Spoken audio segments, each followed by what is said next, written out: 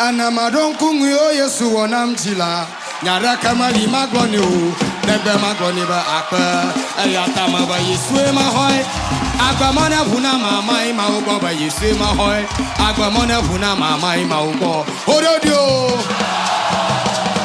naho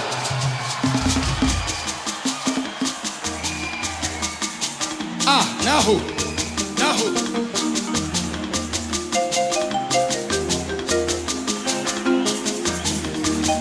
Yesu wetu jada Joya odo amadeke matemwachio Yesu wetu jada Joya odo amadeke matemwachio Yesu wetu jada Joya odo amadeke matemwachio Yesu wetu jada Joya odo amadeke matemwachio Yesu wetu jada Joya odo amadeke matemwachio Yesu wetu jada Joya odo amadeke matemwachio Baba Yesu wetu jada Joya odo amadeke matemwachio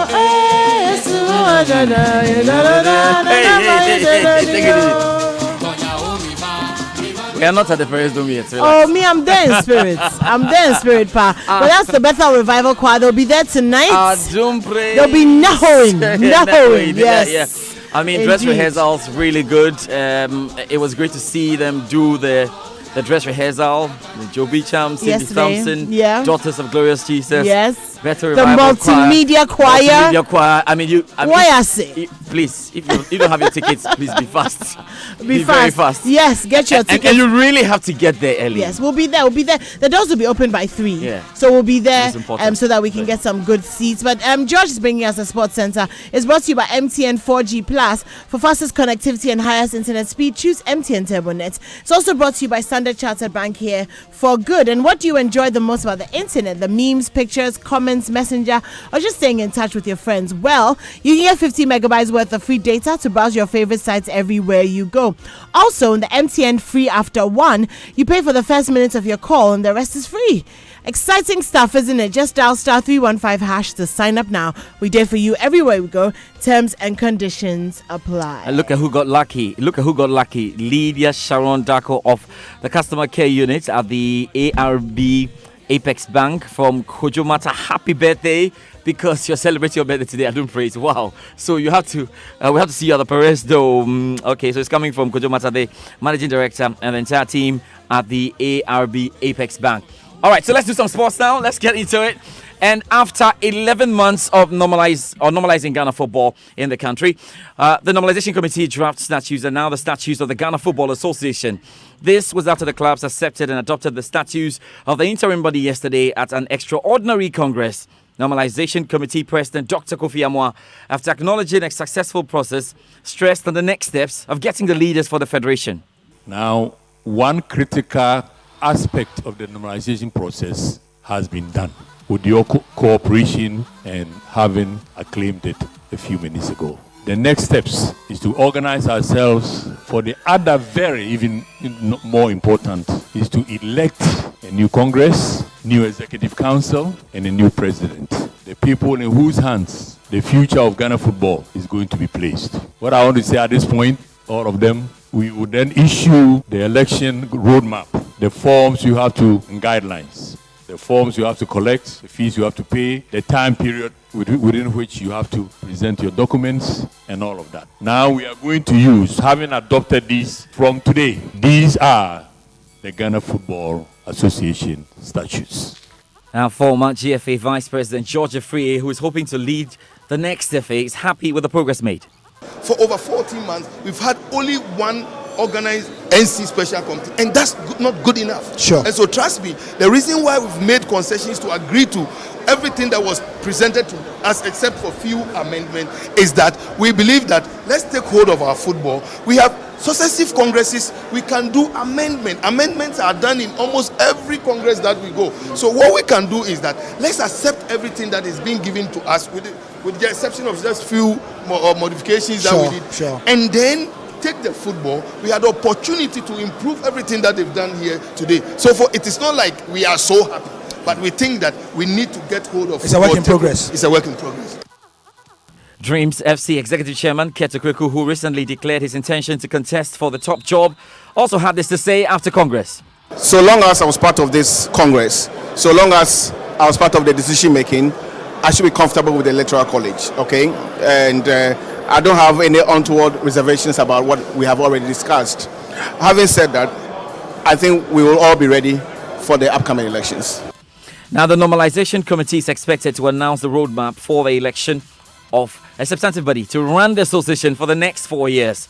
But in terms of the key changes made to the rules, my colleague Benedict also joins me in studio to take us through that. Thank you very much, Benedict. So what do we have then? Well, George, 8 key changes made to the rules, and first, the 48 teams of Division 1 have been maintained with a caveat that will be reduced to an 18-team National Division 1 league after 2 seasons. Also, there are now 120 delegates who make up Congress. It was previously 123, and the Normalization Committee had proposed a 94-member body. Well, the GFA Executive Committee will now be called the Executive Council. Also, the Executive Council members can stand for 3 terms of 4 years as opposed to an unlimited term previously. Now, juvenile football was maintained. The Normalization Committee in its proposals had merged them with schools and colleges football, of course, to help keep age seating, and the term limit for a GFA president and their vice will be 2 terms, 4 years each, and then the GFA Vice President will be elected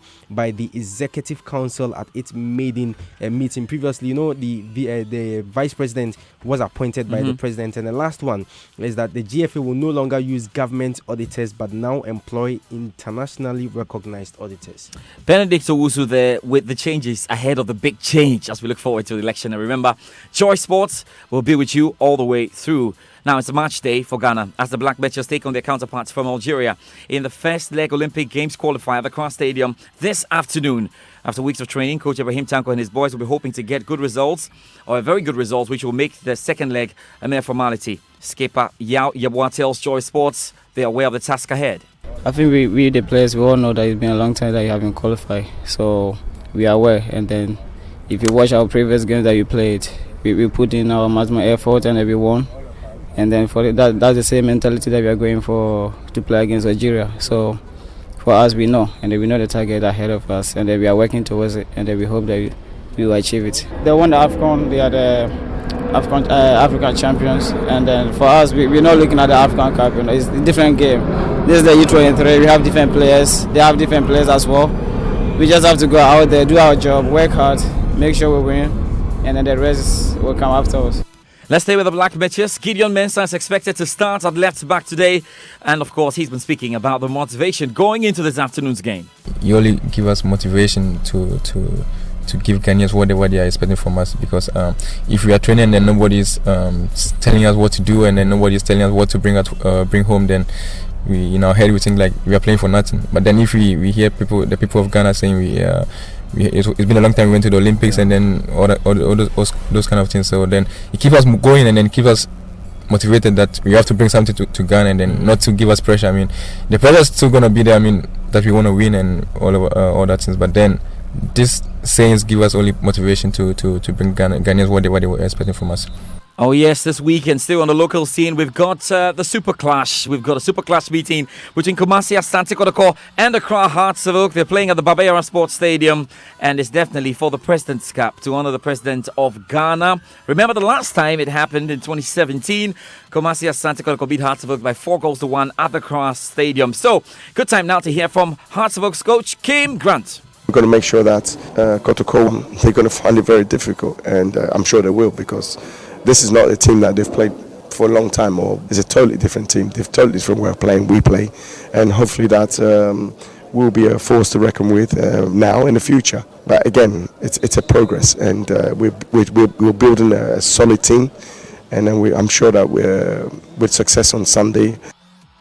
Let's do tennis this morning. And Serena Williams has another shot at winning a record equaling 24th Grand Slam singles title after demolishing Elena Svitolina to reach the US Open final. The American overpowered the Ukrainian Fitzy to win 6-3, 6-1 Williams, seeded 8th, is aiming for her first Grand Slam win since giving birth in September 2017. Yeah, it's really good. I mean, to be in yet another final, it seems honestly crazy, but I don't really expect too much less. I think today was solid. It definitely wasn't my best tennis, and it's interesting that she knows that. She's a super professional to know that, she probably could have played better as well, and I definitely know I could have played better. So, but, I'm just focusing on not that and just, the next match. Serena Williams there. Now remember, she's a 6-time champion and she will face Canadian 19-year-old Bianca Andreescu in Saturday's final in New York. Now, in a gripping encounter, Andreescu defeated the 22-year-old Swiss Belinda Bencic 7-6, 7-5, winning the last 5 games of the match. So it's a good time now to hear from the young lady, Bianca Andreescu. All the hard work that I've been putting throughout the years. If someone told me a year ago that I'd be in the finals of the US Open this year, I'd tell them you're crazy. Somebody 20 years ago had her breakthrough here, Serena Williams. She won her first major when she was a teenager. Thoughts about facing Serena in the US Open final? It's just surreal. I really don't know what to say. It's a dream come true playing against Serena in the finals of the US Open. I don't know what to say. It's crazy. It's crazy. Bianca may not find the words, but she's really good and will give Serena a very good run for her money. There's massive analysis on this on the Locker Room at 1:10 p.m. with the BBC senior tennis correspondent Russell Fuller. We'll also look ahead to the male semi-finals today. We'll see Rafa Nadal take on Diego Schwartzman, and we've got Daniil Medvedev, another young guy who is doing really well these days, and he's up against Dimitrov Grigor. We'll see how all that goes. Remember, there's a special preview to the Qatar 2022 World Cup qualifiers as well. And in Formula One, we're up in Italy. It's the Grand Prix, Monza, and we'll be previewing that as well. And we'll be with Formula One viewing Ghana. I mean, the wonderful party that goes up and doing it. Remember that we have a new show, Lights Out, and it'll be good for you to check out the next edition. If you missed it, you have to get onto our social media accounts to try and feed yourself in on what happened in the Belgian Grand Prix. So the Italian Grand Prix is on, and this weekend we'll see how it goes with a massive preview as well on the Locker Room. That's it for the Joy Sports Centre. I hope to see you all at the Perez Dome later this evening. It will be good if you can get there at 2 p.m. Sit down at 3 p.m. Take some water. Get ready. Sit down at 2 p.m. Take some water. Take some water. Find some achomo. Find some achomo. Warm your seat a little bit. Get ready and get into the spirit with some tongue-speaking Holy Ghost inspiredness. And you will love this, the new setup. We're bringing the artists closer to you. So you can even touch them. There's an opportunity. Depending on where you sit, grab your tickets. Adum Praise. 60 Ghana cedis, 10 years. Celebrating 10 years of God's goodness. All right. So that's it for the Joy Sports Centre. We've got some messages, and there's more on the Super Morning Show. Yes, there is, George. Thank you. In this part of the world, we rise early, way before the sunrise. We plan, we pray, we prep, just so we are a step ahead. We keep the conversation